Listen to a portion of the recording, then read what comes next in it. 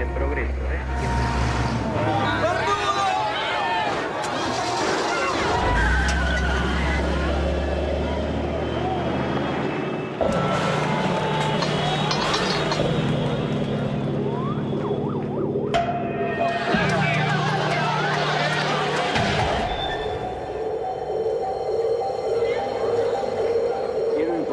Que ante eso he decretado el estado de sitio en todo el territorio nacional. He informado al honorable Congreso. Nuestro país vive horas difíciles que muestran la culminación de un largo proceso de deterioro.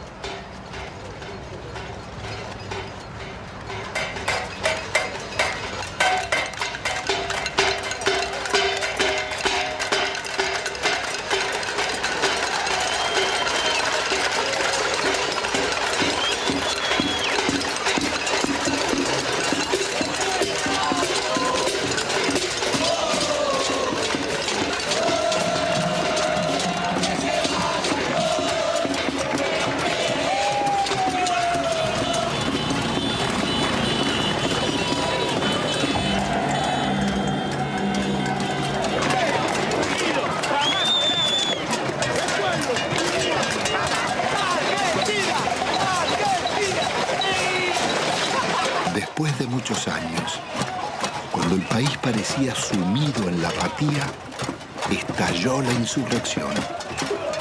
Era la patriada espontánea de los nadies, que haciendo sonar sus cacerolas, se derramaba por los barrios y ocupaba la ciudad de las instituciones y los bancos.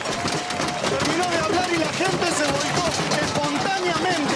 Acá no convocó nadie. Yo tengo 50 años, hace un mes y medio que no trabajo y laburé todos los días de mi vida, todos los días. Porque no quiero el estado de sitio, porque no quiero ser una súplica del Fondo Monetario Internacional.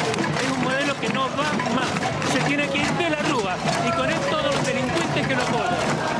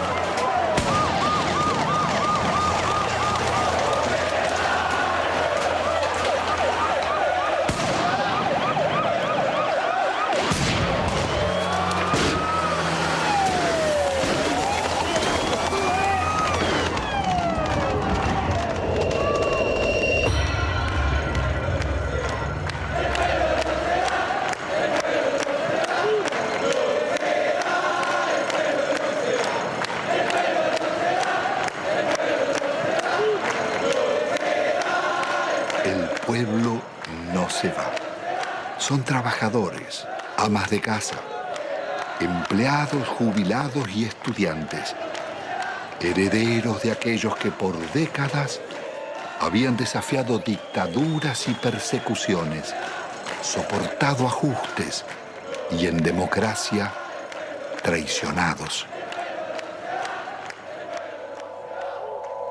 ¿Qué había pasado en la Argentina? ¿Cómo era posible que en una tierra tan rica se sufriera tanta hambre?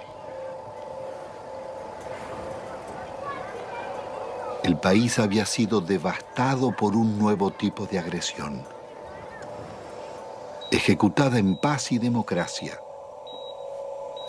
Una violencia cotidiana y silenciosa dejaba más víctimas sociales, más emigrados y muertos que los del terrorismo de Estado y la guerra de Malvinas.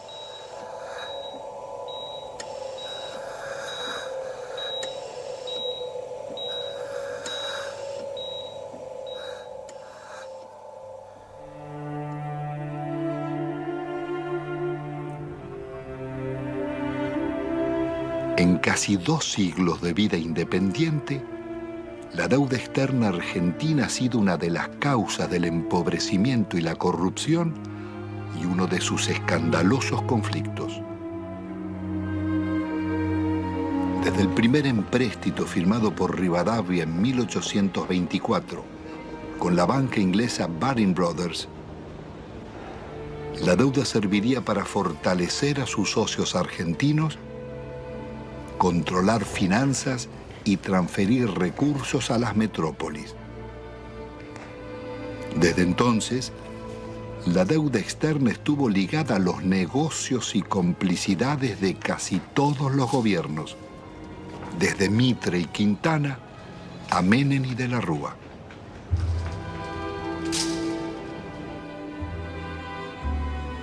La política del endeudamiento fue gestando en la Argentina generaciones de tecnócratas y funcionarios más dispuestos a servir a bancos y corporaciones internacionales que a defender su país.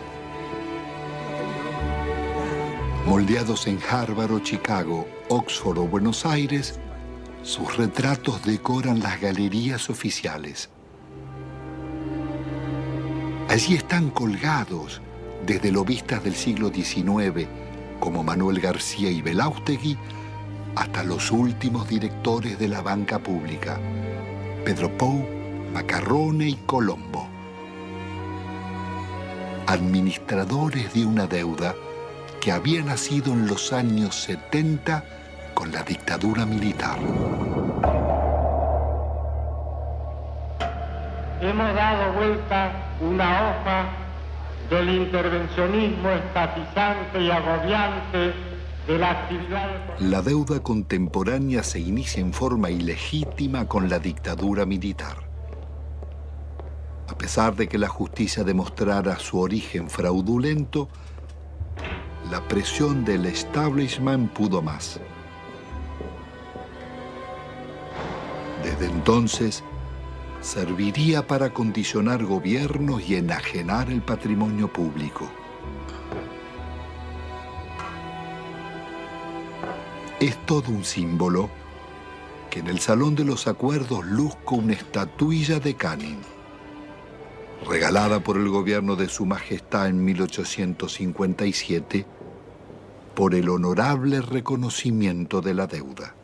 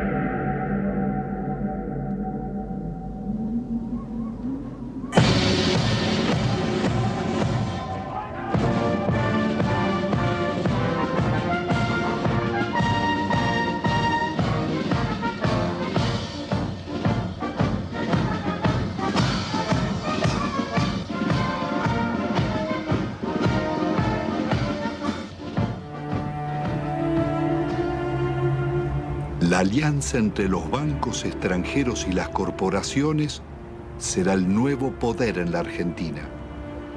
Después de 7 años de plan neoliberal, el gobierno de la dictadura deja un país hipotecado con una deuda externa de 45.000 millones de dólares. La mitad es deuda privada. Son 23.000 millones que dicen deber bancos extranjeros radicados en el país, como el Citibank, el First Boston, el Chase Manhattan, Bank of America, el Banco de Italia, Londres, Español, el francés y el Deutsche, y también el Banco Río, el Quilmes, Galicia y otros. Multinacionales como ESO, Fiat, IBM, Ford, Mercedes-Benz, Swift, Pirelli, los grupos empresarios locales de Pérez Compán, Bulguerón y Bridas, Macri, Techin, Fortabat, Pescarmona, Gruneisin, Soldati, Cogasco, Celulosa y otras. Una descomunal deuda privada que un alto funcionario de la dictadura le pasaba al Estado, Domingo Cavallo. Doctor Domingo Felipe Cavallo. Convertido en superministro de Economía de los gobiernos de Menem y de la Rúa, sería responsable del permanente crecimiento de la deuda y de los mayores despojos que sufriera el pueblo argentino.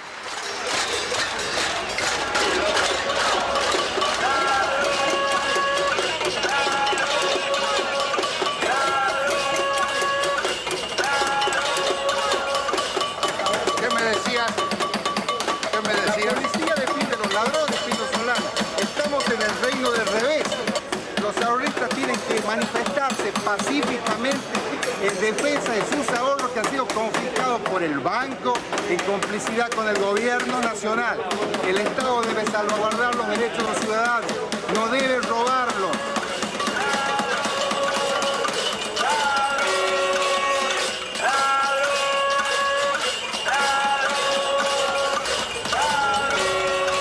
Fue un dólar arriba de otro dólar que junté a lo largo de 25 años de trabajo para que cuando me jubilara tuviera una vejez digna, cosa que el gobierno no me da.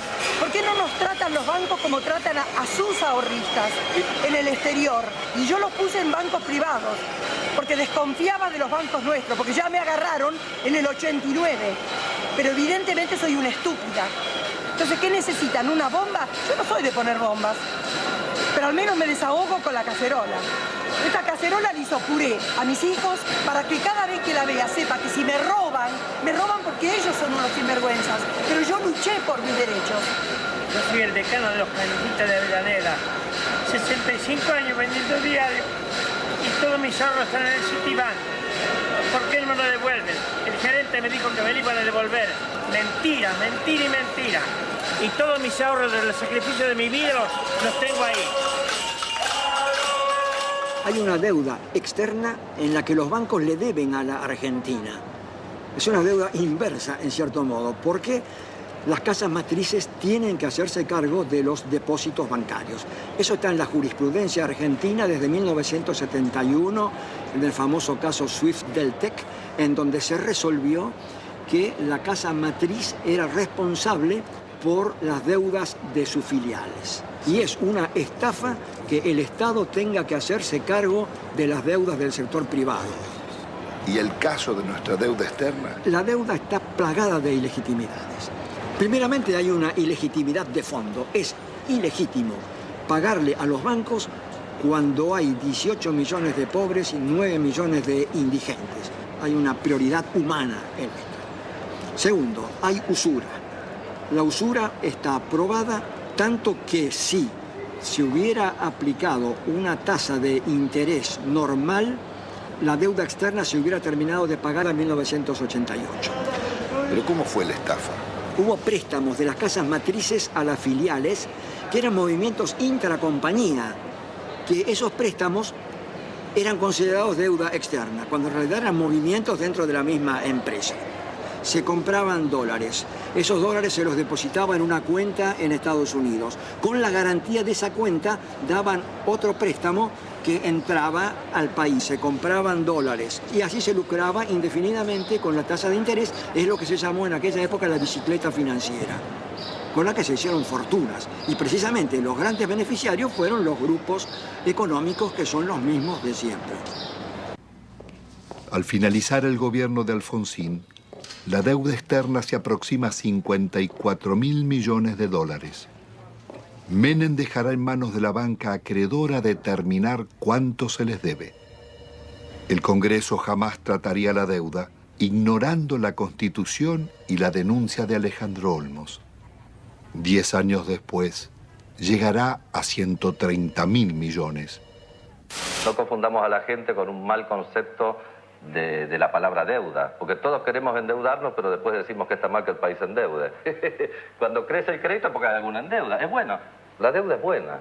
Todos queremos darle crédito, todos hablamos que hay que darle crédito a la población, que está surgiendo el crédito hipotecario. Es bueno endeudarse, no es malo endeudarse. Se vuelve absolutamente pertinente una cosa que los norteamericanos inventaron hacia 1898 con la ocupación de Cuba. En ese momento había bancos españoles que le habían prestado a la autoridad colonial cubana. Los norteamericanos dijeron, si el pueblo de Cuba no ha sido beneficiado por estos préstamos, no hay deuda. En 1923, cuando un banco británico, entonces el Royal Bank of Canada, le prestó a un tiranuelo de Costa Rica que se llamaba Tinoco, unas uvas que estos utilizaron para sí mismos. El Royal Bank of Canada pretendió que Costa Rica le pagara y se produjo un pleito y el árbitro resultó ser un expresidente de los Estados Unidos, el presidente William Taft. El presidente Taft resolvió el litigio diciendo hay deuda, pero hay una deuda privada y no una deuda pública, porque no hay deuda pública si no hay un público, el público como destinatario, como beneficiario. Son actos que de ningún modo han beneficiado al público, más bien todo lo contrario. Han hecho que la persona que compra en un supermercado y paga el IVA resulte el quien paga finalmente estas deudas privadas de grandes empresas, de grandes compañías o de gente en todo caso muy rica. No cabe duda de que la deuda privada irregularmente estatizada, ilícitamente estatizada por el doctor Cavallo, debe ser absolutamente revisado. ¿Cómo se llama esa teoría, doctor? Se llama teoría de la deuda odiosa. Una directora del Fondo Monetario Internacional, Karen Lissaker, representando a los Estados Unidos, dijo, si aplicáramos la teoría de la deuda odiosa, toda la deuda del tercer mundo se caería.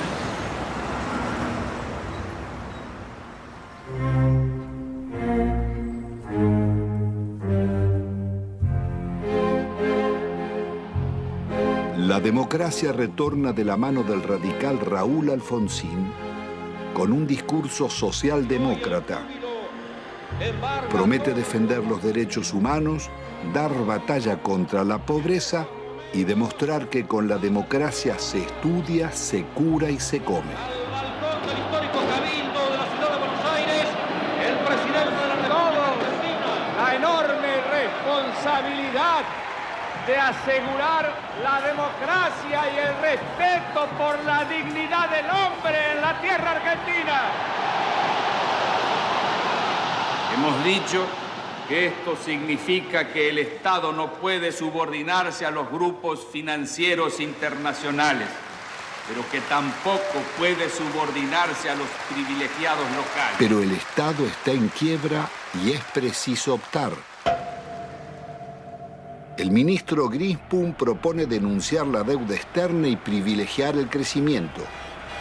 Alfonsín lo considera inviable y cede a la presión del poder. Y esto ha de lograrse a través de un ajuste que va a ser duro y que va a demandar esfuerzos de todos.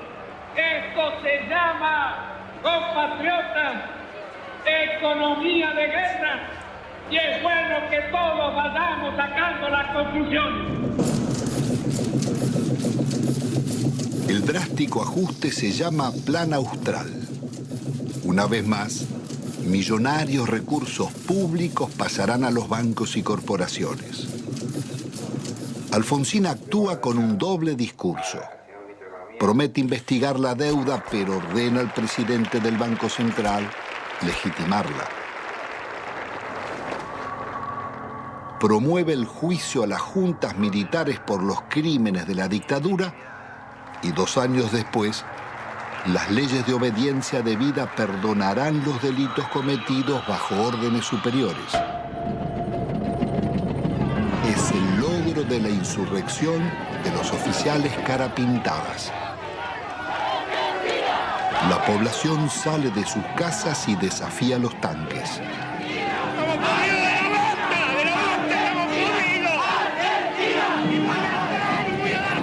Alfonsín absolverá a los golpistas. Compatriotas, felices Pascuas.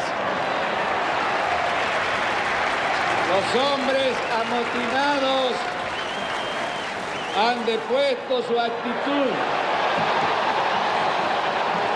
Algunos de ellos, héroes de la guerra de las Malvinas, que tomaron esta posición equivocada.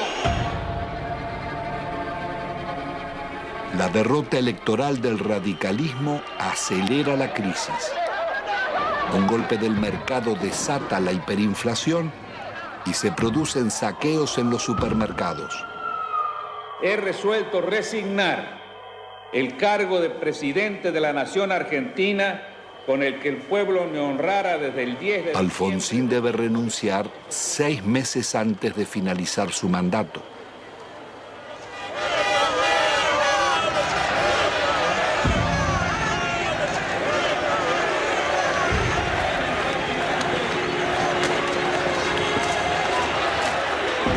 El justicialista Carlos Menem llega a la presidencia argentina después de haber gobernado varias veces la provincia de La Rioja, una de las más pobres del país.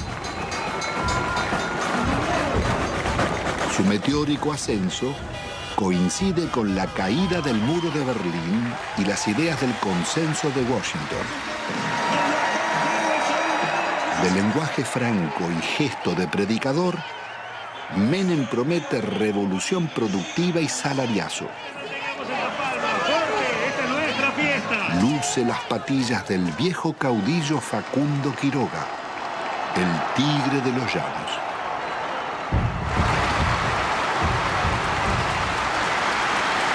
Argentino por argentino de pie, por los niños pobres que tienen hambre, por los niños ricos que tienen tristeza, por los hermanos sin trabajo, por los hogares sin techo, por las mesas sin pan, por nuestra patria. Yo les pido que me sigan, síganme, no los voy a defraudar, no los voy a defraudar, no los voy a defraudar. Ante la mirada de Dios y ante el testimonio de la historia, yo quiero proclamar: Argentina, levántate y anda. Hermanas y hermanos, con una sola voz para decirle al mundo: se levanta a la faz de la tierra una nueva y gloriosa nación. Son los tiempos del supuesto fin de la historia. El discurso único de la globalización y las democracias neoliberales en América Latina.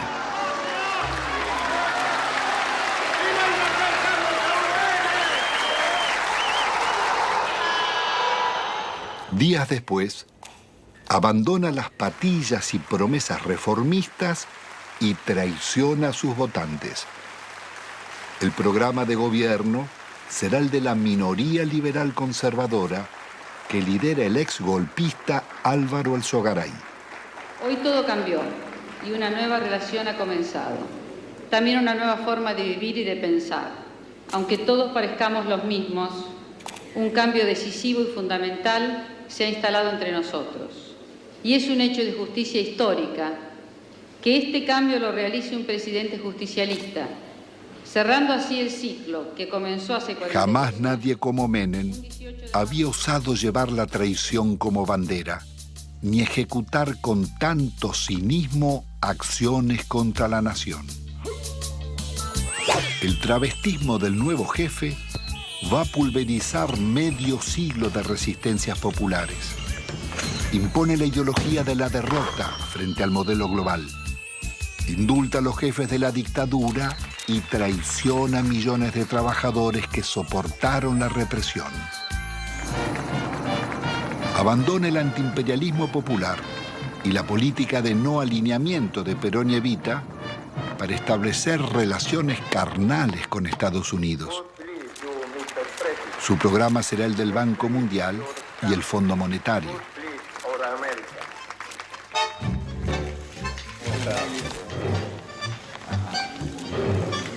Pero la traición no fue solo la de Menem. Buena parte de la dirigencia político-sindical tiró por la borda una vida de resistencias.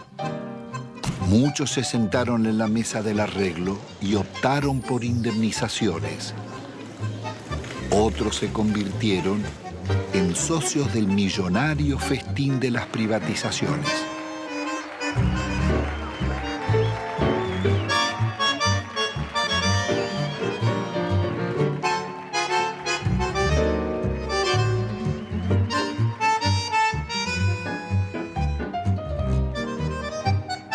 Senador Cafiero, usted que es un dirigente histórico del justicialismo, ¿cómo explica la traición de Menem? Bueno, eso sucede y no sucede raramente, sucede con bastante frecuencia en la vida política de todas las naciones. Hay un librito chiquito francés que se llama El elogio de la traición, donde se demuestra o se dice que es absolutamente intrínseco a la política la traición. Es decir, usted para llegar tiene que mentir, porque si usted dice lo que realmente piensa, la gente no lo va a votar. Y creo que eso se aplicó en la Argentina. Se aplicó siempre, pero con mucha mayor intensidad, admitámoslo, durante los gobiernos de Menem. Él mismo ha dicho que si hubiera dicho lo que él pensaba hacer, no lo hubieran votado. Entonces, dividió, a mi juicio, en una actitud que no guarda mucha correspondencia con la ética política. Pero esta es la realidad que vivimos. Después cambiaron ciertos parámetros internacionales, y bueno, y el modelo se fue agotando. Se fue agotando. ¿Cómo interpreta usted la existencia de una real mafiocracia? Poder económico, los bancos y la clase política. En eso, Pino, no quiero abrir un juicio, diría yo, absoluto. Mi larga vida humana y política me dice que a veces hay que relativizar un poco las cosas. No todo es blanco y negro, no todo es corrupto y puro. Hasta la misma sociedad argentina en su conjunto no puede atribuirse la pureza y asignarle la corrupción a sus clases dirigentes. En definitiva, las clases dirigentes emanan de la propia sociedad. En la Argentina no solo hemos fallado los políticos, y yo asumo la parte de culpa que me corresponde. Yo podría decir que han fallado muchos estamentos dirigentes de la sociedad argentina, y que si hay que hacer un juicio general, estamos todos en el infierno del Dante. Bueno, es indudable que la traición es muy efectiva. La traición es de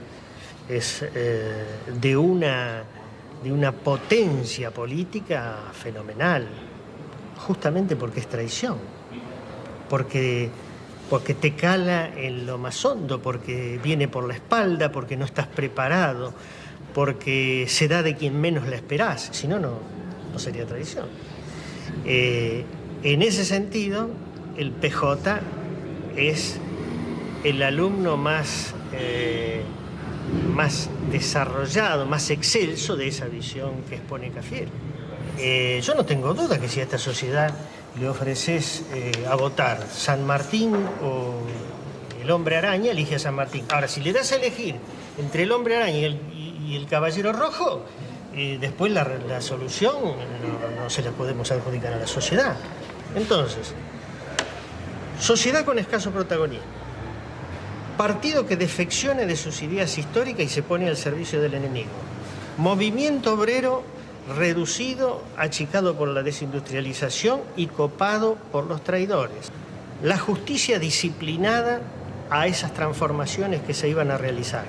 La oposición con escaso margen de maniobra. El resultado concreto.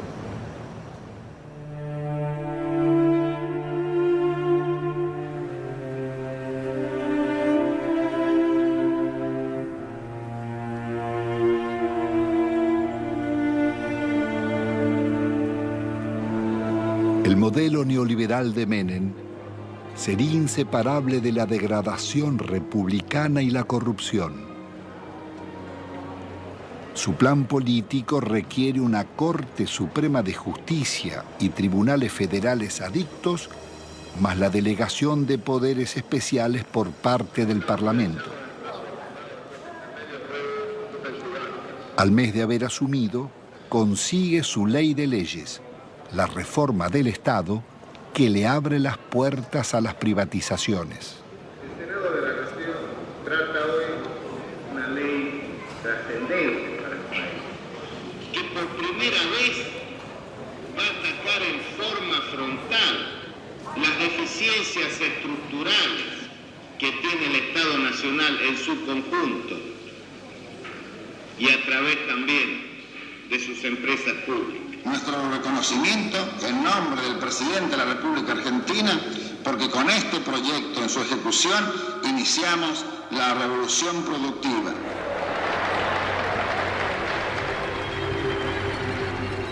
Fue un verdadero ataque a la democracia la forma en que este Parlamento trató las leyes en la era menemista. Le otorgó al Poder Ejecutivo facultades extraordinarias, poderes omnímodos, la suma del poder público. Y las delegaciones le posibilitaban al Poder Ejecutivo privatizar todas las empresas del Estado, sin inventario, sin balance, sin certificar si realmente la explotación de las empresas arrojaban ganancias o arrojaban pérdidas. Significó ni más ni menos que la votación, un verdadero apoyo al saqueo de los bienes del Estado. ¿Y quiénes la votaron? La votaron los justicialistas, la honorable complacencia radical, lo tengo muy presente, al Chacho Jarolaski ordenando a muchos de sus legisladores que se retiraran del recinto para que el justicialismo pudiera aprobar estas leyes. Pocas veces se van a dar tantos factores para que una minoría tome el poder sin tirar una bomba, como lo hicieron, sin disparar un solo tiro. Esto surge claramente en la participación de Álvaro Sogaray en el tema de la ley de reforma del Estado. El instrumento que le está dando el poder a Menem, un poder absoluto, dictatorial, un poder que no tenía Videla, que no tuvo Videla. Se lo estaba diciendo a todos al Sogaray.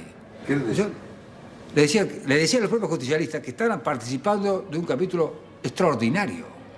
Por primera vez iban a tener el poder, no importa si los votos eran del pueblo o votos peronistas, ese poder lo iban a tener los mismos que proscribieron, los mismos que fusilaron, los que masacraron. Eso es lo que estaba diciendo Álvaro Sogaray. ¿Hasta dónde? Es un límite. ¿Qué cosas eran capaces de hacer? Bueno, esto y más. Es más, siguieron haciéndolo. Porque acá hubo denuncias sobre la privatización de YPF. Hubo denuncias.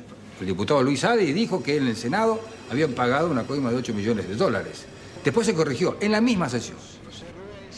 De los 130 diputados presentes, 114 votaron por la afirmativa. Bien por la negativa, una abstención.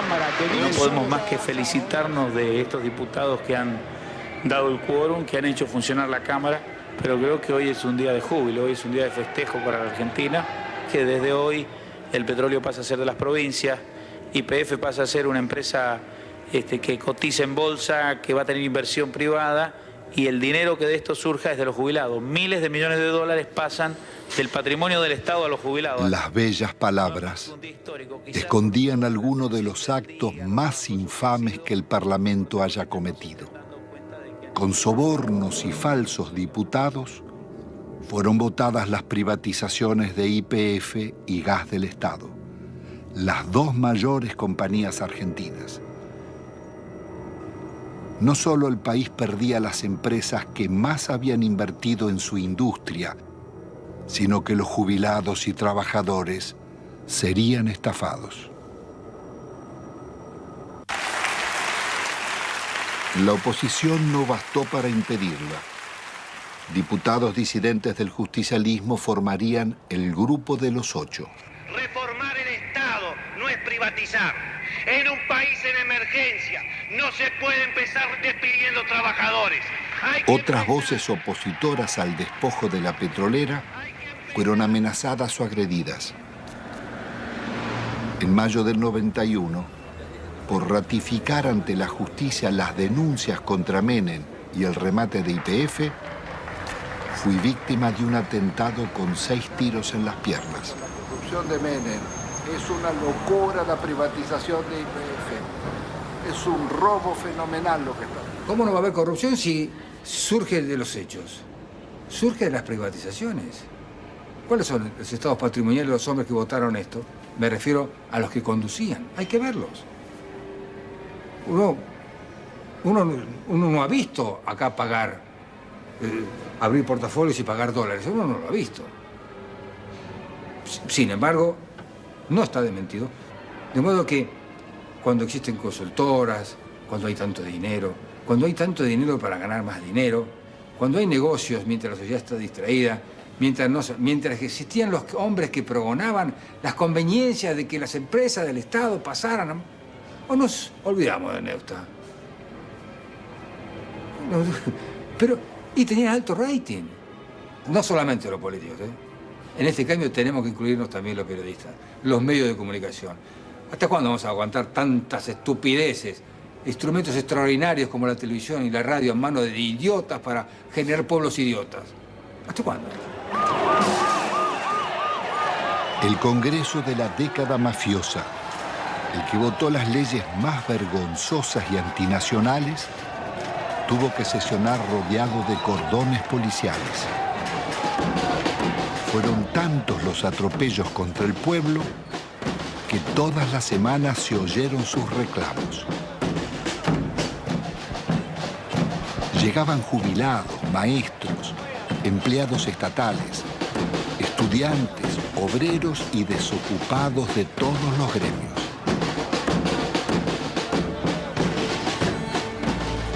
Comenzaron los tiempos oscuros en que el presupuesto nacional se aprobaba en Washington antes que en el Congreso.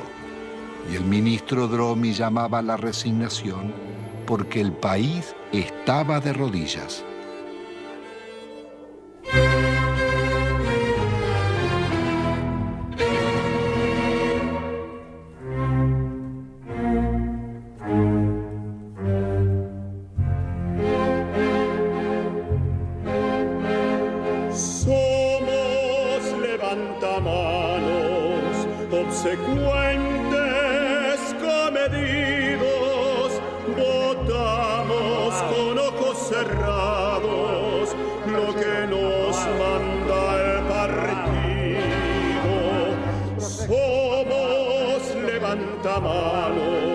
Legislamos con olvido y al votante traicionamos a pesar de los silbidos.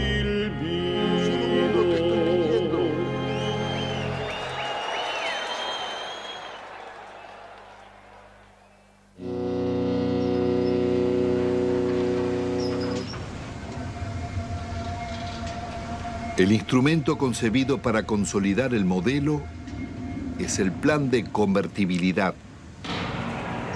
Abre las importaciones e impone por ley una mentira. Un peso vale $1. Logra detener la inflación, pero deja indefensa la industria nacional. De producir el 95% de lo que consumíamos y exportar máquinas, tornos, trenes y electrodomésticos, pasamos a importar telas, carnes, lácteos, frutas o pastas.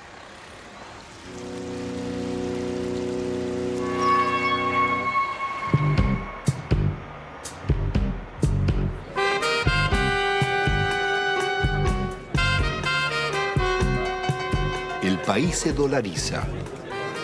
Todo podía pagarse en pesos o en dólares. Pero con inflación cero, las tarjetas de créditos y los bancos cobraban intereses usurarios del 50% anual, cuando en Estados Unidos y Europa eran del 7%. La fiesta del dólar a un peso impidió competir a comerciantes y empresarios llevándolos a la quiebra. Desaparecerían miles de industrias y talleres, textil, metalúrgica, autopartista, manufacturas domésticas y muchas otras.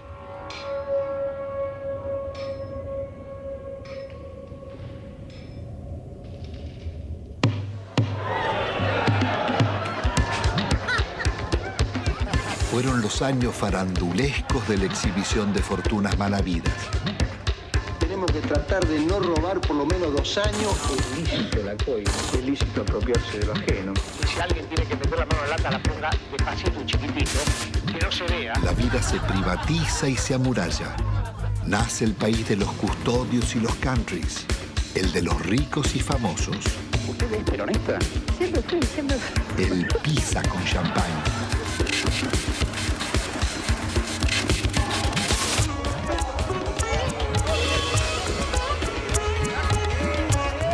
Tocar YPF, tocar el petróleo en la Argentina era tocar a la madre, era lastimar a Gardel, era ofender la bandera. El petróleo bajo la tierra no le sirve a nadie, a ninguno. Esto pasa cuando no usas la camisa. Porque yo creo que todos tenemos derecho a una cuota de frivolidad de cuando en cuando. De gran seductor que usted tiene, si le molesta un poco. No, todo lo contrario, me ayuda.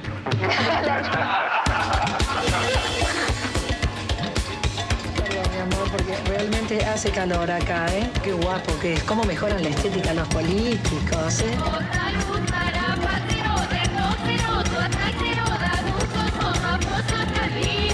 Estoy apasionado por este modelo económico, que es mentira, que produzca más pobres, que lo fabrique. Hace muchos años que vivimos acá y siempre esperamos promesas de los políticos, que más o menos los que todos conocemos acá, los encargados de la zona, nunca, pero nunca hicieron nada por nosotros. Acá nosotros, los vecinos que han tomado la iniciativa de cortar la ruta, por lo menos los encargados tomen conciencia de la realidad que nosotros vivimos. Los chicos no pueden ir al colegio. Cuando hay un enfermo al fondo, no puede salir porque no puede entrar a la ambulancia, no puede andar un coche. Nosotros queremos vivir dignamente, como merecemos. Somos gente pobre, somos gente humilde. Nosotros no queremos comprar ilusiones. Que nos vengan a nosotros con un asadito, con una ropita, con una botita para los chicos. Y nosotros queríamos que ese rollo se entube. Había todo el dinero, todo lo necesario, pero el dinero que hicieron se lo llevaron ellos. Nos robaron. Si ponemos a hablar de robar, ellos fueron los artífices, digamos, los que enseñaron al pueblo a robar. Ya no pasamos a ser solamente la maestra que antes enseñaba, sino para ser el contenedor social en la escuela. La mamá que te viene a pedir si tenés un par de zapatillas que te sobre de tus nenes, de enfrentar a la misma comunidad cuando tenemos el problema de la inundación. Somos centro de evacuación, pero albergamos a nuestros propios alumnos porque la tormenta le voló las chapas, porque no tienen dónde dormir. El chico está pendiente de lo que está pasando en la casa o pendiente de que terminan de repartir la leche y es el primero ir a la cocina para llevarse los sándwiches que quedan. No lográs captar un minuto su atención porque está pensando en otra cosa. Y a veces se te desmayan. O sea, se te desmayan y le preguntás, bueno, ¿qué comiste anoche? O ¿qué tomaste esta mañana? Y una sopita, te dicen un té. Y se te desmayan, es muy frecuente. Nosotros ya estamos acostumbrados. Pero te da bronca, te da bronca. El plan de convertibilidad integraba un proyecto de dominación funcional al pago de una deuda externa que era incobrable. En 1992, el ministro Cavallo negocia con el secretario del Tesoro americano Nicolás Brady canjear la deuda por el patrimonio público que se ofrecía a precio de remate. Las empresas estatales podían comprarse con bonos del Estado que cotizaban al 15% de su valor nominal, pero se los reconocían al 100%. El acuerdo le haría perder al país más de 30.000 millones de dólares.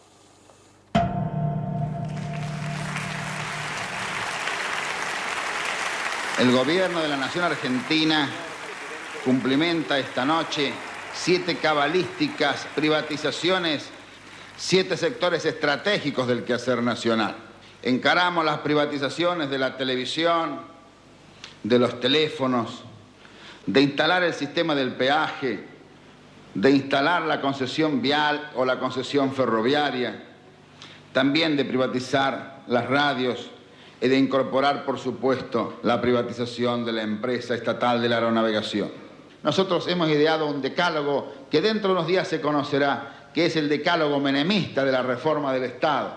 El mandamiento 1 son palabras de Menem, él no lo conoce aún. El mandamiento 1 está extraído de sus muchos discursos, dice así: nada de lo que deba ser estatal permanecerá en manos del Estado.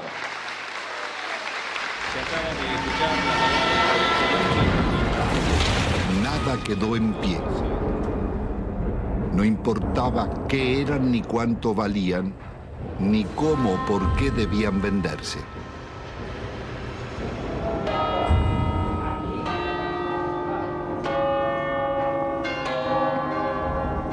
Más allá de los siglos y los métodos, las concesiones de bienes del Estado serían continuidad de las viejas explotaciones coloniales. Antes fue el oro y la plata de Potosí. Hoy las ganancias del petróleo, el agua o las comunicaciones. Las compañías extranjeras hicieron en nuestro país lo que no les hubieran permitido hacer en los suyos.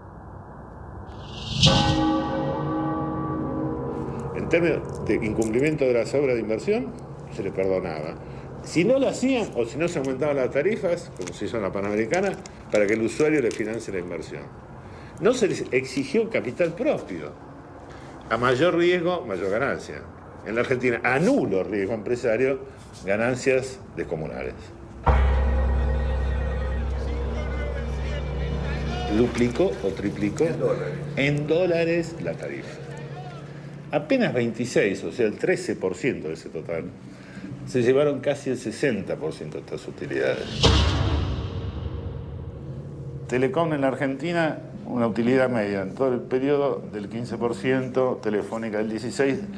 Las 10 operadoras internacionales más importantes del mundo, entre las cuales están Telefónica y Telecom, rentabilidad promedio 5,4. Estas mismas empresas, que acá son tan rentables, son públicas en sus países de origen.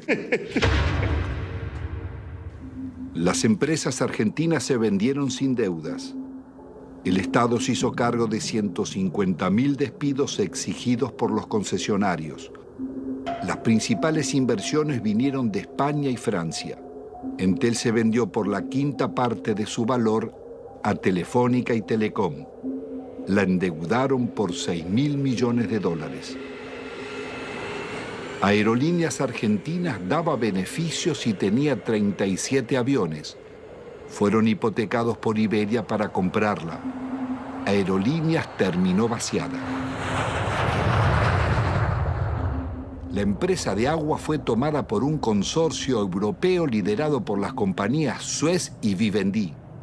La endeudaron en 8 veces su capital. Obtuvieron rentas excepcionales y no realizaron las obras convenidas. 800.000 personas quedaron sin agua potable y 1 millón sin cloacas.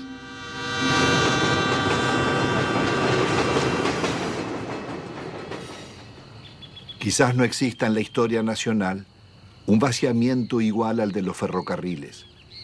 Fue el mayor golpe que sufrieron las economías regionales.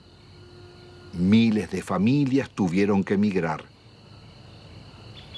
Había 36.000 kilómetros de vías, solo quedan 8.000. 95.000 puestos de trabajo, quedan 15.000.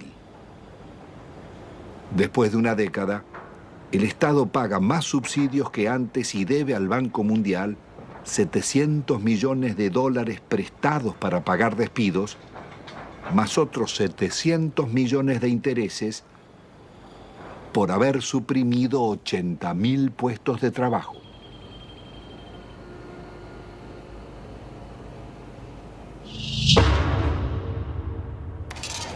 Cuando se hicieron las privatizaciones, no había subsidio para nadie, al contrario, el argumento para privatizar ferrocarriles fue el déficit. Hoy están subsidiados hidrovías, los ferrocarriles, los concesionarios viales. La magnitud del subsidio recibido por las rutas nacionales fueron 1.100 millones de dólares. Y dejaron de pagar 980 millones de dólares de canon. O sea, se robaron 2.000 millones de dólares. Deben pagar un canon por el uso económico de un bien público nuestro como sociedad. Ninguno pagó el canon. ¿Quién no pagó? Ninguno. Ni los concesionarios viales, ni el Correo, ni Unequian. Sistemáticamente la seguridad jurídica en Argentina fue unilateral. Es para las empresas. Pues, siempre que renegociaron en contra de los usuarios y consumidores. ¿Cuál es la razón para que siga funcionando semejante impunidad? La política. Y los negocios políticos y los acuerdos políticos. Las privatizaciones se hicieron a la medida de las corporaciones. La patria contratista financió todas las campañas electorales, todos los gobiernos, todos los golpes de Estado y realizaron todas las obras públicas.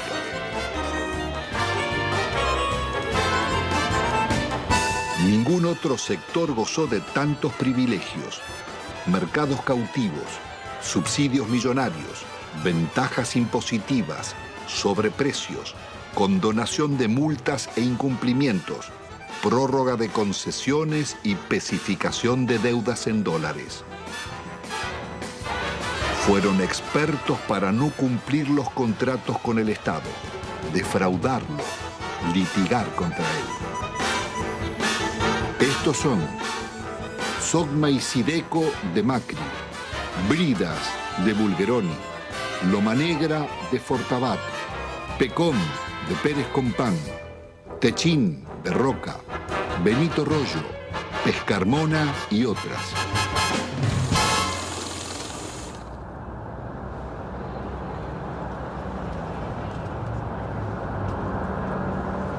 La desocupación estalló como una epidemia contagiando la sociedad entera. Cientos de colas de desocupados se multiplicaron por todo el país. El desempleo pasaría del 11 a más del 20% y otro tanto de subempleo. ¿Cuál es la situación de los trabajadores? Han perdido buena parte de su salario, han perdido protección social, han perdido casi todo el derecho al despido, han perdido casi la protección contra los accidentes y las enfermedades. Más de la mitad de los trabajadores están en negro teniendo en cuenta estas condiciones. Se ha llegado prácticamente a la desprotección más absoluta propia de los países más atrasados de la Tierra.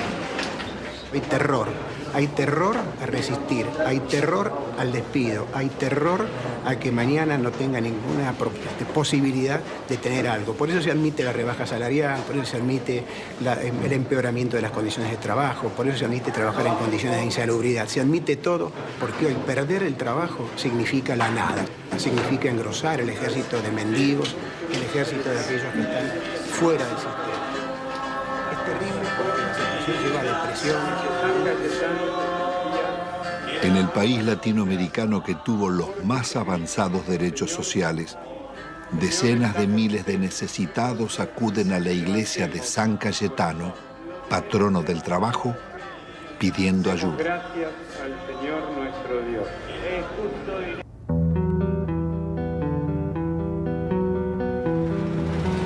Argentina es un caso único en el mundo y en América Latina. No se conoce un país que haya entregado su gas y su petróleo sin haber perdido una guerra. Hay que pensar que fue una verdadera traición al país de una clase dirigente. México, Brasil y Venezuela no privatizaron en absoluto su petróleo.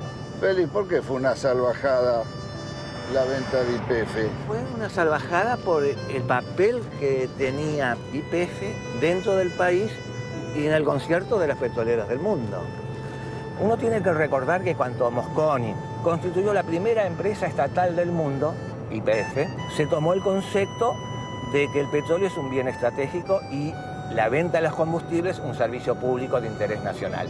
Cuando subía el precio internacional, YPF mantenía bajos precios en función de sus costos y no del precio internacional.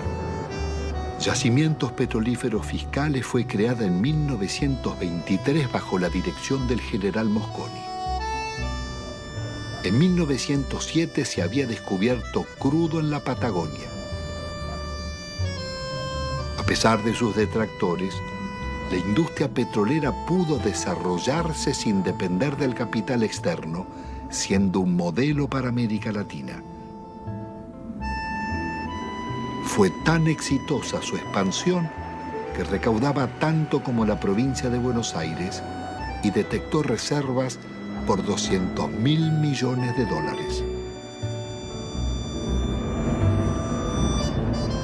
Fue una salvajada por la cantidad de ilícitos que cometieron para privatizarla. Si se aplicara la ley de hidrocarburos, la mayor parte de las concesiones caen. Argentina podría reconstruir rápidamente una petrolera estatal. Si aplicaran hoy con decisión política la ley de hidrocarburos. Las áreas estratégicas donde más habíamos invertido las concedieron por 25 años por lo que esos pozos producían en 9 meses. El remate fue tan grosero que Menem mismo se llevó las acciones a Nueva York para venderlas. A 19 pesos una acción que costaba 38 y 350 millones de acciones por 19 pesos tenés la estafa del país. Fue tan grande la estafa que se contrató a la empresa McKinley para que rebajara las reservas argentinas y al año siguiente se subieran al mismo nivel que se tenía anteriormente. Vendieron un área con una reserva, supongamos, 100, y la reserva del área tenía una reserva de 140. El monopolio de las 4 empresas nos ha castigado con las tarifas más caras del mundo y paga regalías de las más bajas del mundo. ¿Pero y quién controla los pozos? Sacan lo que quieren. Sí, y hacen simple declaración jurada. ¿Cómo? Por simple declaración jurada nos dicen, nos informan a los argentinos lo que extrajeron. El valor de las reservas y de lo que está bajo tierra y el valor de las instalaciones se lo regalaron. No hubo que montar nada.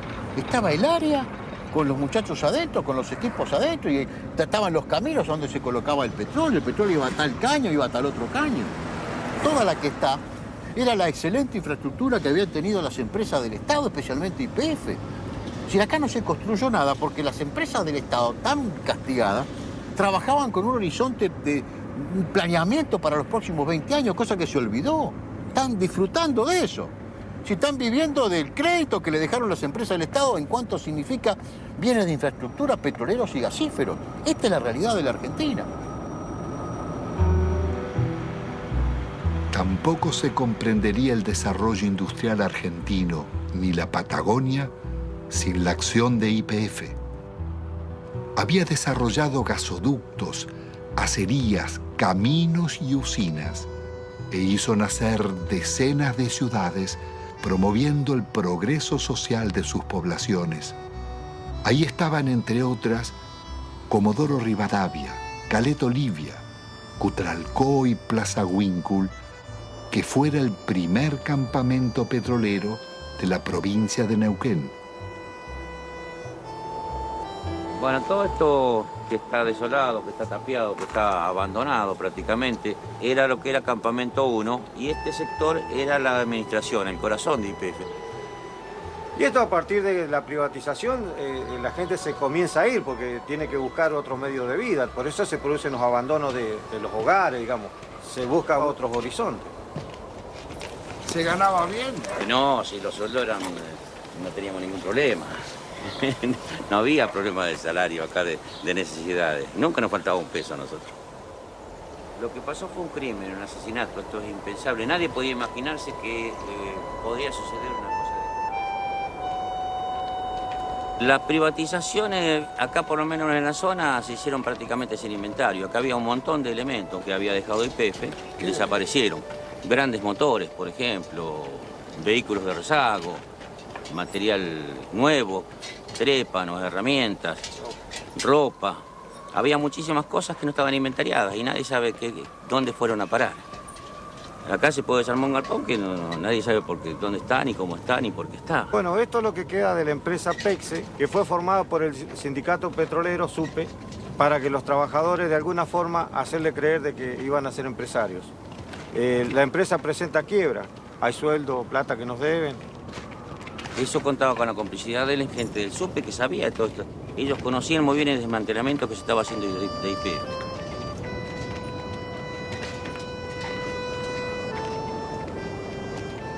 Si la gente agarraba 40, 50 mil dólares y aunque lo echaran de la empresa y le hacían por ahí hacer un curso de repostero, de computadora, de cualquier cosa, durante un año donde le estaban pagando. Entonces la gente por ahí aceptó la privatización y aceptó el despido, sin pelear. Porque claro, tenía la plata en el bolsillo. Lo que pasa es que esa plata después se la fue gastando. Se compraron vehículos, se ampliaron casas, se pusieron kioscos, negocios.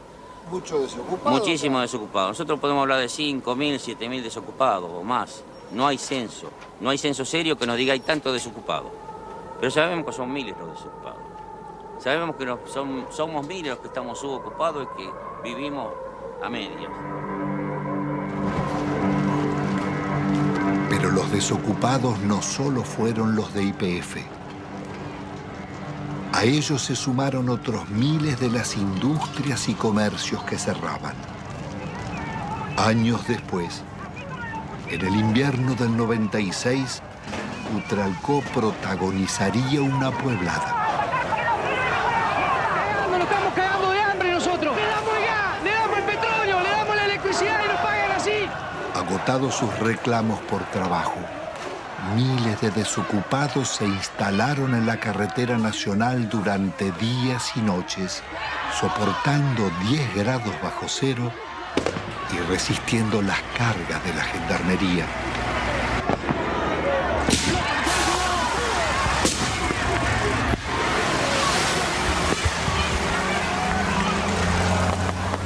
Con una victoria, estaban haciendo el movimiento piquetero y su primer corte de ruta. Me retiro del lugar y las fuerzas que vinieron conmigo también. La jueza ordenaba el retiro de la gendarmería. ¡El pueblo ganó! ¡El pueblo! ¡El pueblo ganó! ¡El pueblo ganó! ¡El pueblo unido jamás será vencido! ¡El pueblo unido jamás será vencido! ¡El pueblo de la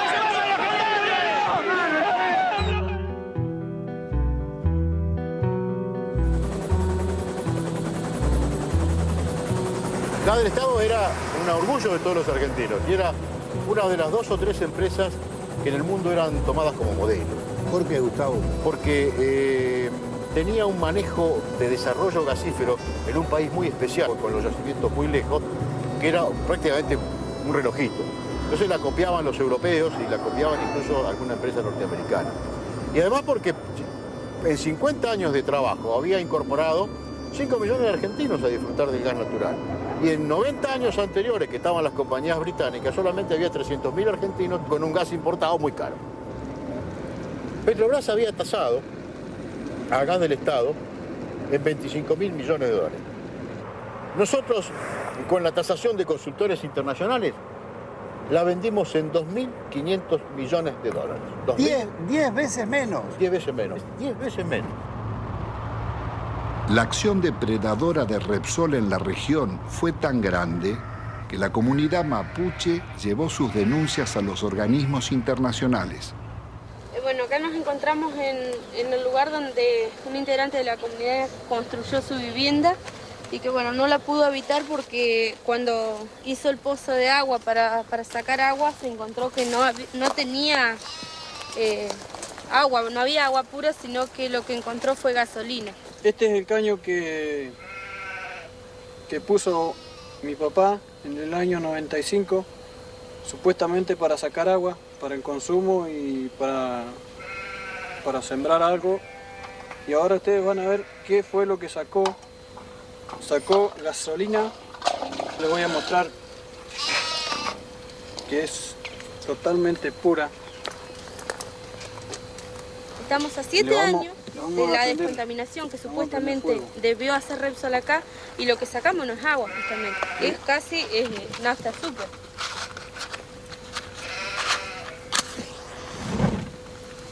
Ahí está.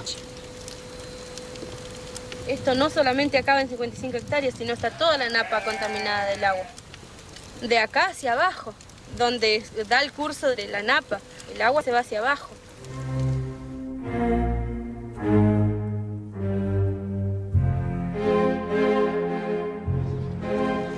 Carlos Menem pacta con Alfonsín su reelección a cambio de una reforma constitucional donde se incluyen nuevos estatutos y un tercer senador por la minoría que favorece al radicalismo. El Pacto de Olivos o Pacto del Bipartidismo se realiza sin consulta ni debate, de espaldas a la ciudadanía para garantizar la continuidad del modelo.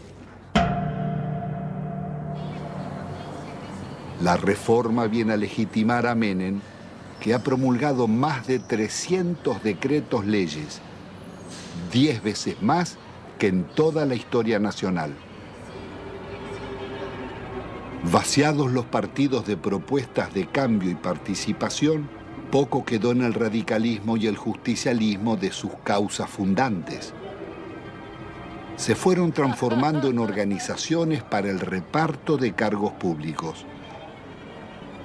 Una corporación de profesionales que no reconoce ideologías y atraviesa transversalmente casi todos los partidos, sin otra lealtad que a sus privilegios.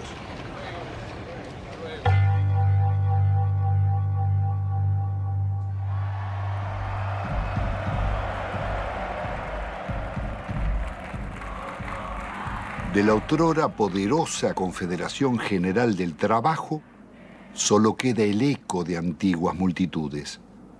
Su asociación fervorosa con Menem terminaría vaciando los gremios de trabajadores.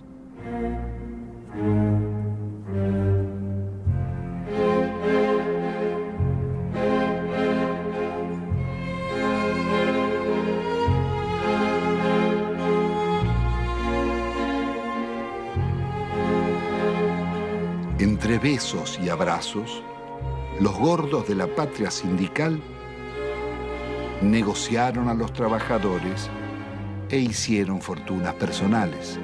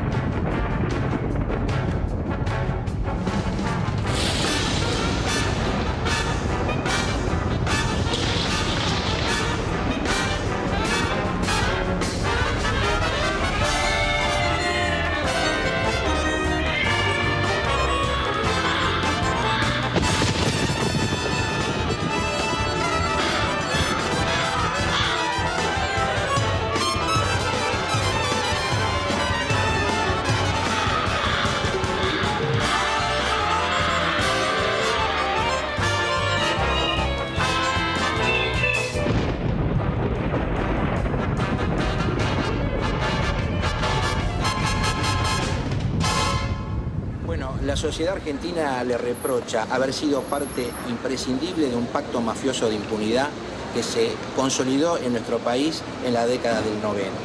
Se le reprocha haber admitido, haber legitimado el remate de las empresas públicas al mejor postor y de una forma realmente a precio vil.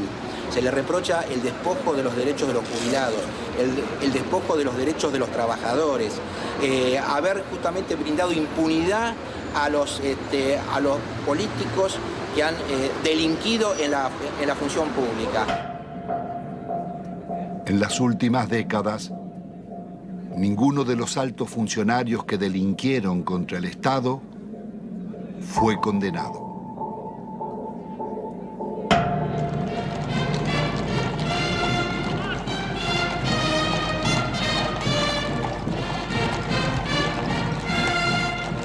Al amparo de una justicia dicta, la asociación espuria entre la corporación político-sindical y el poder económico-financiero consolidará la mafiocracia. Desempeñar con lealtad y patriotismo el cargo de Señores, menuda tarea es la de conducir la marcha de un país, sobre todo en los tiempos difíciles y complejos del mundo actual, cuando términos como patria, bien común, moralidad, respeto al otro y amistad social se encuentran en baja o desmonetizados.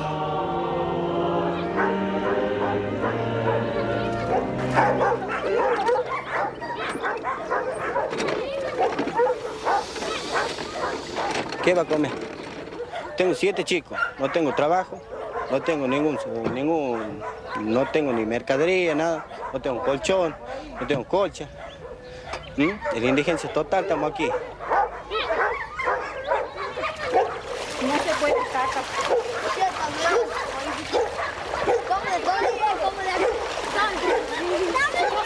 Así ya cayendo de las casillas.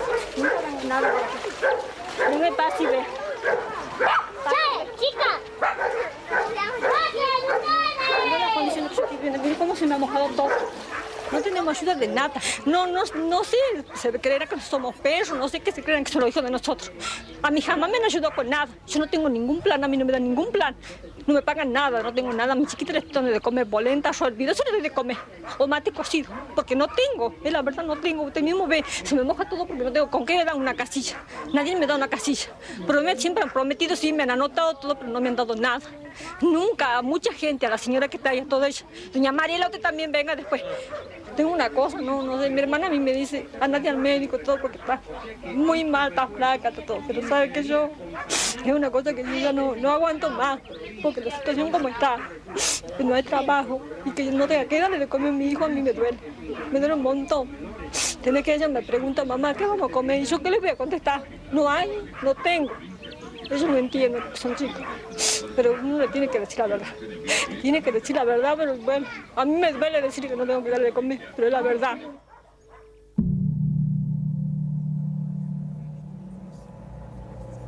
La mafiocracia une empresarios con políticos y magistrados, traficantes con funcionarios, sindicalistas y comunicadores. Fueron tan hondas las complicidades como hipócrita su accionar. Sí, yo presidí la comisión de lavado de dinero que mostró de qué manera todo el dinero negro proveniente de narcotráfico, corrupción y evasión era sacado de Argentina. Iba por empresas máscaras, básicamente constituidas en Uruguay, por eso el sistema uruguayo era de alguna manera el brazo ejecutor de la salida, de ahí una banca de corresponsalía en Estados Unidos o en Suiza.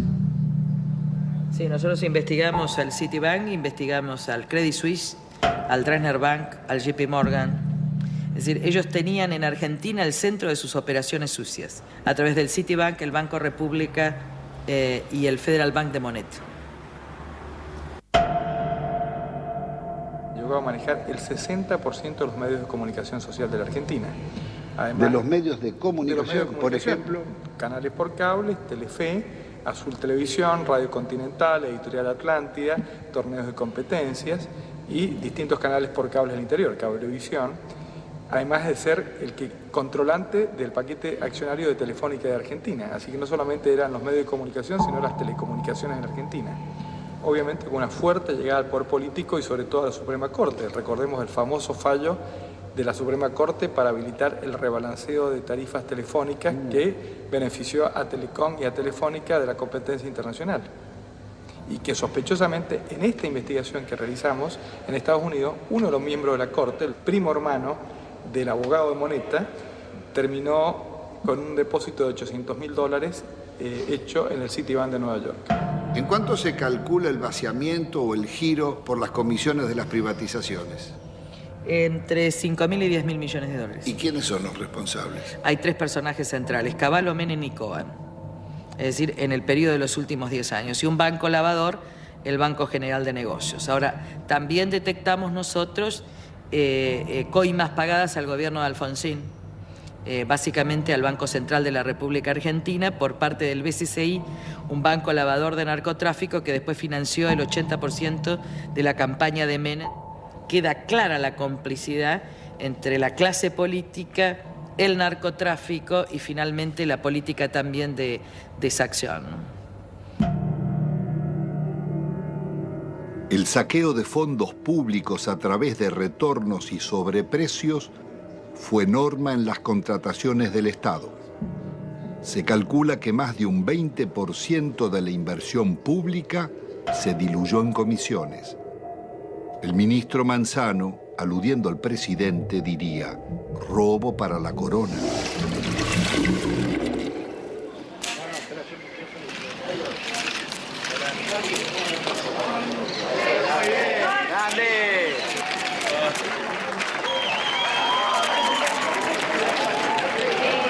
Presidente, ahí, presidente.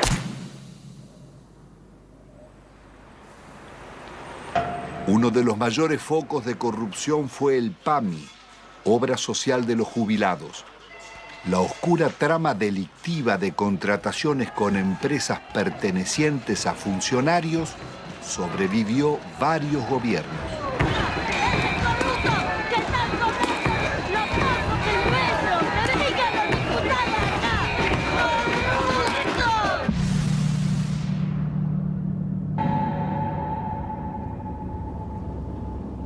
Yacyretá es una de las más grandes represas de llanura del mundo, con un dique de contención del río Paraná de 67 kilómetros de largo.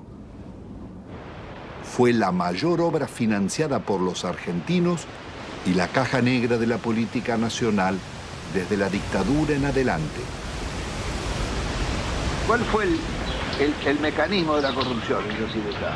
Bueno, fue sobrevaluar siempre los valores de las obras, alargar los plazos de obra, llevar la obra hacia adelante, como hoy estamos, sin poder terminarla y generando costos, porque estamos hablando de 13.000 millones, pero todavía no sabemos cuándo la vamos a terminar. 5 veces más costaba. 5 veces. Le doy un ejemplo concreto. La reprogramación 85, evaluada en 30 millones de dólares, que fue informada durante varios años al Banco Mundial y al Banco Interamericano de Desarrollo.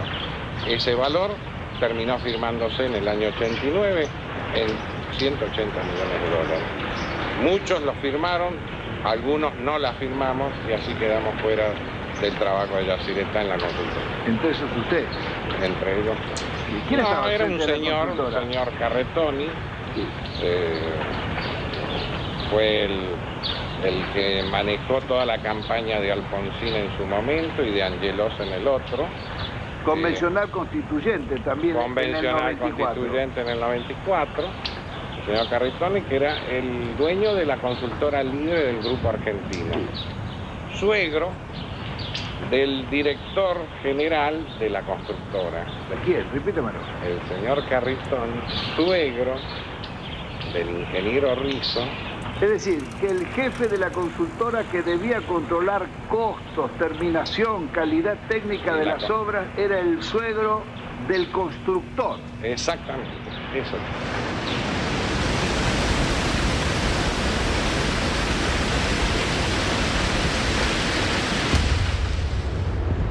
La Argentina enviaba armas rumbo a Ecuador en guerra con Perú, en momentos en que la Argentina era garante de la paz entre Ecuador y Perú. Violábamos también con armas hacia Croacia y hacia Bosnia, violábamos la disposición de Naciones Unidas para esta maniobra, fabricaciones militares, conducción del ejército argentino, fábrica militar de Río Tercero, por donde pasaron la mayor cantidad de armas que venían desde el norte argentino con zona liberada. ¿Qué se hizo? Se voló la fábrica militar de Río Tercero con 7 muertos argentinos. Después de marzo del 95. Era menester hacer desaparecer todos los rastros, entre ellos los documentos, los inventarios y todas las huellas que podían demostrar de que aquello no fue una casualidad, sino fue una clara intencionalidad al servicio del encubrimiento. ¿Quiénes componían esa banda para la asociación ilícita? Califican como jefe de la asociación ilícita a un expresidente de la República, Carlos Saúl Menem. La lista no es aquí terminante, ¿no? Hay muchos más, pero hay también algunas circunstancias como estas. Los suicidios, muertes accidentales.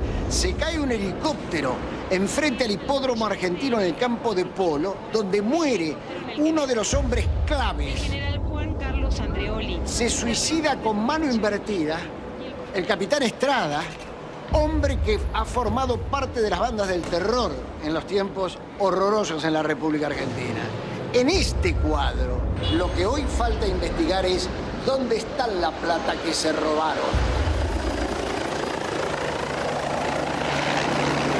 Carlos Menem, su cuñado Emir Yoma, Cavallo y otros involucrados en la causa del contrabando de armas serían arrestados. Pero la Corte Suprema los dejaría en libertad. El delito impregnó la dirigencia en todos sus niveles. Ministros, jueces y altos funcionarios fueron llevados a la justicia por causas de corrupción, como los justicialistas Alberto Coan, Gerardo Sofovich, Juan Carlos Alderete, Matilde Menéndez, María Julia Alzogaray, Carlos Grosso, Claudia Bello, Triaca, Dadone, Grisanti, Amira y Emir Yoma, Vico y Espadone, los funcionarios radicales Del Conte, Mazorín y muchos otros, y los candidatos presidenciales Angelós y Masachesi. Me pongo al frente de lo que hace a combatir la corrupción. Las anteriores amenazas se referían a una causa por exportaciones de oro, donde se generaron aparentemente créditos fiscales ficticios. Si no querés que te arruinemos en el trabajo y la vida, deja de romper las pelotas, me corta en el brazo. Durante los años de Menem, las mafias se desarrollaron bajo la complacencia del gobierno y seguirían actuando después. Su accionar dejó decenas de secuestros extorsivos, asesinatos, robo de vehículos, muertes dudosas o por gatillo fácil, falsos accidentes y suicidios nunca esclarecidos.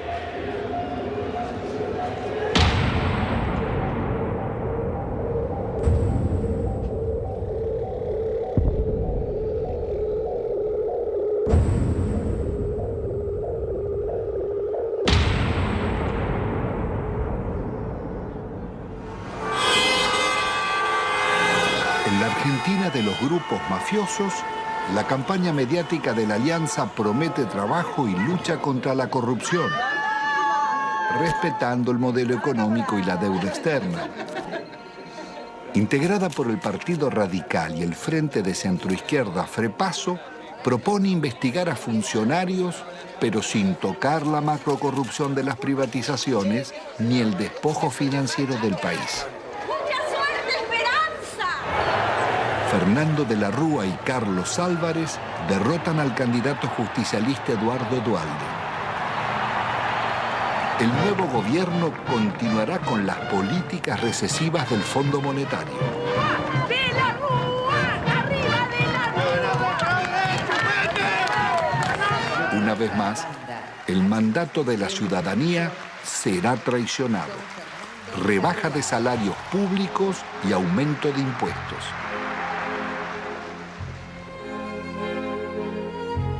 De la Rúa viaja a España llevando la prórroga de la concesión del yacimiento de gas más rico del país, Loma de la Lata, para la petrolera Repsol. Una riqueza de 50.000 millones de dólares que es entregada, violando la ley, por solo 300 millones. El gobierno soborna al Senado para votar la ley de flexibilización laboral. El vicepresidente Álvarez no cuestiona la ley, sino el soborno, y pide investigar. Presento mi renuncia indeclinable al cargo de vicepresidente de la Nación, para no perjudicar al presidente ni alterar la vida institucional. Álvarez abandona a sus votantes y promueve el regreso de Cavallo. Ungido superministro, renegocia la deuda externa. La operación llamada Megacanje es otra gran estafa que le costará al país 55.000 millones de dólares. El milagro argentino terminó en una catástrofe social. Los planes de Cavallo liquidaron a la clase media, hicieron más ricos a los ricos y más pobres a los pobres. El 60% de la renta quedaba en manos del 10% más rico.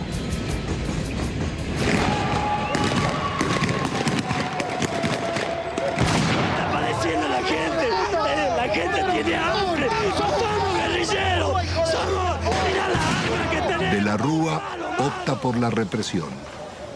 2 jóvenes desocupados son asesinados en Corrientes al desalojar un puente. Otros 3 piqueteros baleados en Salta y Jujuy. Jamás un presidente constitucional había dejado tantos muertos en tan poco tiempo.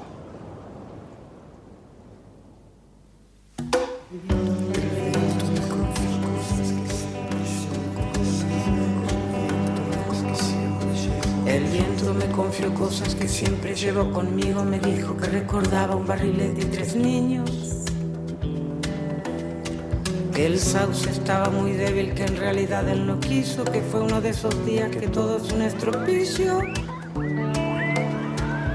Iba cargado de culpa y seguía confesando. En su lomo de distancia no cabalgaba ni un pájaro. Era un fantasma ese viento, un alma en pena penando, y en ese telar de angustias tejió sus babas el diablo.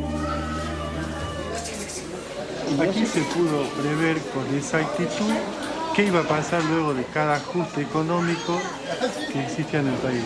Los famosos ajustes, estos desde la época de Alfonsín, de Menem y demás, cada ajuste significaba la irrupción en el hospital de una cantidad enorme de desnutridos, de niños desnutridos y de su familia. Entonces era como decirse uno a otro, mira, esperemos, todos 3 meses hay que preparar cama. Venía una cantidad impresionante de chicos desnutridos.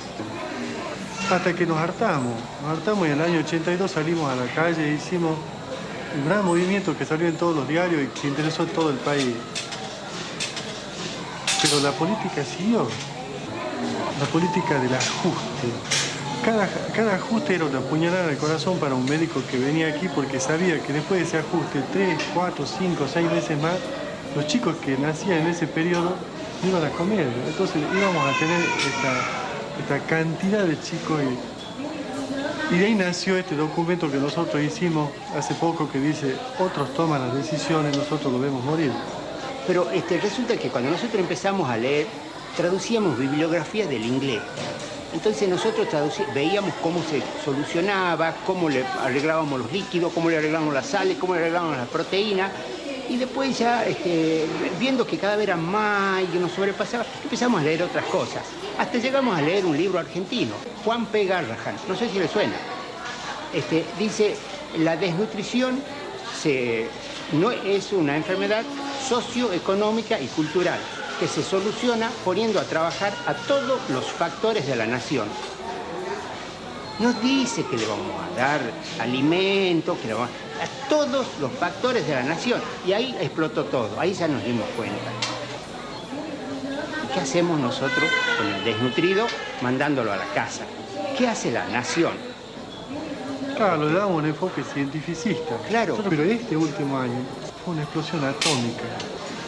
Nosotros teníamos 18% de chicos desnutridos en el hospital, pasó a prácticamente el 80% de chicos desnutridos en el hospital.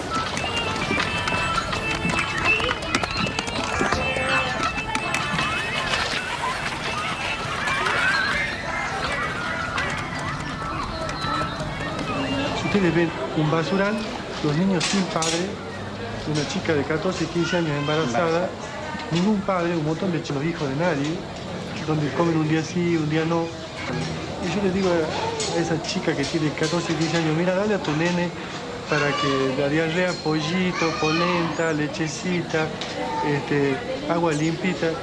Bueno, eso es una falta a la ética, eso es una crueldad inconcebible. ¿Cómo le voy a decir si ella está comiendo de la basura? Los chicos viven de la basura. Estos son sobrevivientes de la tercera generación de desnutridos o de la segunda generación los que están dando a luz estos chicos. Porque cuando se produce el fenómeno mueren muchos chicos. Los que logran sobrevivir, sobreviven con baja estatura, con menos fuerza, con menor capacidad intelectual, pero no por eso dejan de ser personas. No por eso deja de tener sentimientos. Eso de calificarlos como si fuera un subproducto de la sociedad es indignante. Son personas como vos y como yo. No solamente desde el punto de vista de los derechos, sino desde el punto de vista de que también le duele un hijo, de que también le duele una criatura que se le muere, que se le enferma, y de que también tiene derecho a tener su casa, su agua potable, su comida todos los días, su trabajo.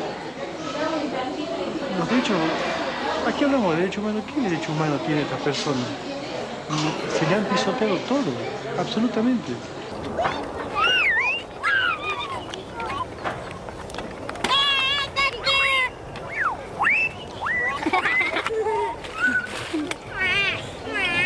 La idea que yo percibo es de que algún sector de la sociedad se está queriendo deshacer de estas personas. Y restan a ese sector de la sociedad. ¿Y cuál es ese sector de la sociedad? Está identificado, el que se llevó todo. 90% de indigentes, 10% que lo tienen todo. No sé qué modelo, esto no es un modelo, esto es una cosa de que yo tengo 54 años y es siempre lo mismo. La historia es ajustemos. El que vino no sabía ajustar y sigamos ajustando. Y se cagan todos. Y los chicos se los va corriendo como de la mesa y caen abajo y no comen nada. Lo que no se quiere ver del país, que es la gente que nace, vive y muere sin documentos, sin estar registrada, la otra Argentina, la oculta, con los que están incluidos y los excluidos. Porque con los excluidos ya no nos interesa ni rescatarlo, que no se reproduzcan, ponerle el glue, esterilizarlo, sacarlo de circulación. Todavía nadie se animó a decir no mostrarlo.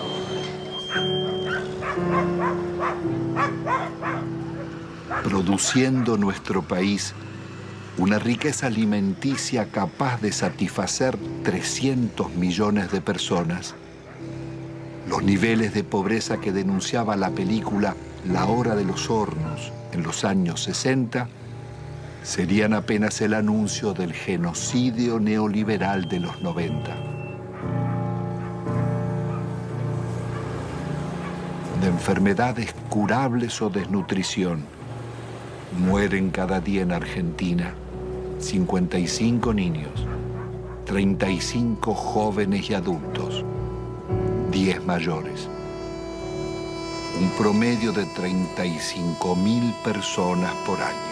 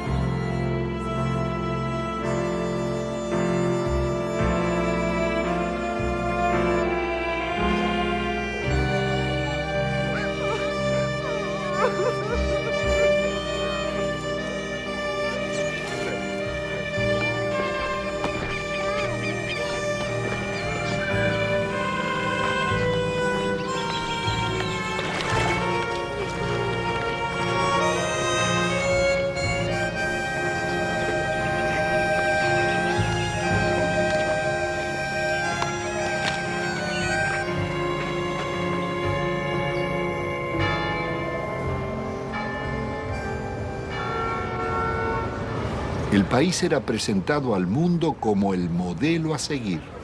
El Fondo Monetario homenajeaba a Menem en Washington por el milagro argentino. Presidente, esta foto para mí va a ser estupenda para mí. Para mí también. Mi corona, la suya no sé. No sé, vamos. Ya no sé. Me parece que ya le dije que una foto con el diablo siempre es peligrosa. No, por favor. La responsabilidad de nuestros gobernantes en el genocidio social no exime a los organismos internacionales ni a sus mandantes, Estados Unidos y Europa, ni a las injustas relaciones comerciales del norte con el sur.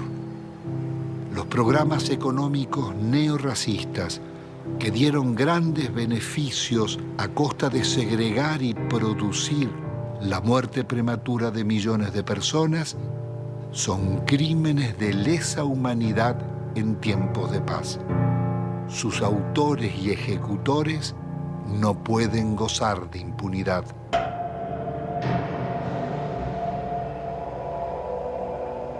Después de un cuarto de siglo, el balance económico es devastador.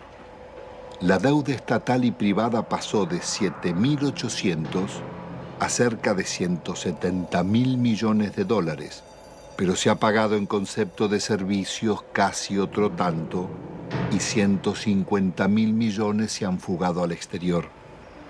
Argentina ha perdido otros 150.000 millones por los subsidios agrícolas en Europa y Estados Unidos.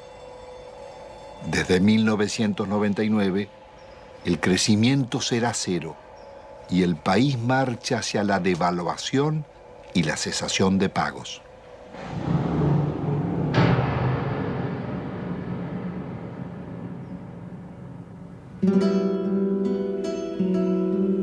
Al terminar esta memoria, quizás quede el sentimiento que la realidad no puede cambiarse, o que los responsables del saqueo son los triunfadores y nosotros los derrotados.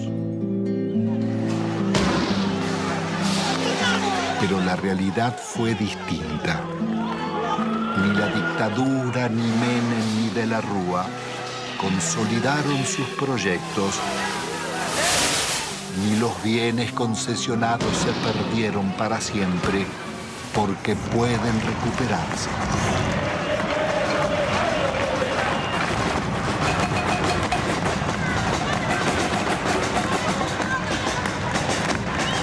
El modelo neoliberal terminó en una hecatombe.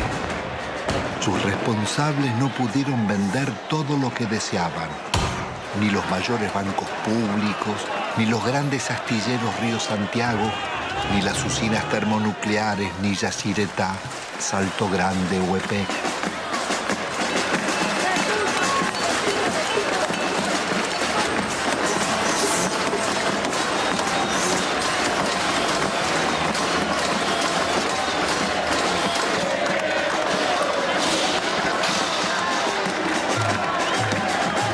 Menem y de la Rúa tampoco pudieron imponer la salida represiva, ni acallar las marchas del silencio ante los crímenes mafiosos y el gatillo fácil, ni frenar la permanente acción de las madres, abuelas e hijos de desaparecidos.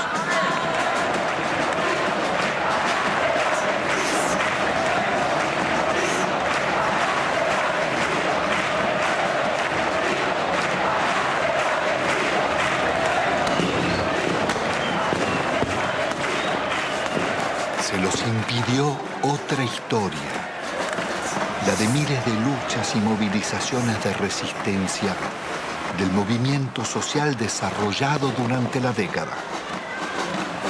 Organizaciones territoriales, piqueteros, comedores y asambleas barriales, ocupaciones de tierras y asentamientos, la Gran Marcha Federal y cientos de otras marchas y paros nacionales. El CTA, las fábricas recuperadas por los trabajadores, las continuas protestas de jubilados, las mujeres rurales en lucha, estudiantes, ahorristas, comerciantes y artistas culminaron en esa pueblada espontánea de diciembre que, como el 17 de octubre o el Cordobazo, cambiarían la historia argentina.